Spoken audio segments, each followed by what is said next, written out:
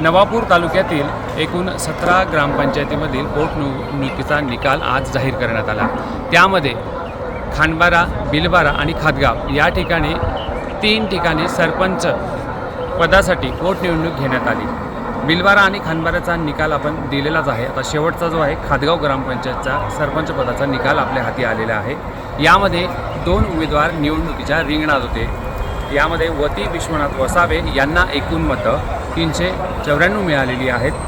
सुमा किसन वडवी यांना 582 मतं मिळालेली आहेत। नोटाला 17 मतं मिळाली आहेत। एकूण मतदान 993 झालं होतं। खादगाव ग्रामपंचायतीमध्ये सरपंचपदी सुमा किसन वडवी ह्या विजयी झाल्या असून त्या लोकनियुक्त सरपंच झाल्याचं या ठिकाणी तहसीलदार यांनी जाहीर केलेलं आहे।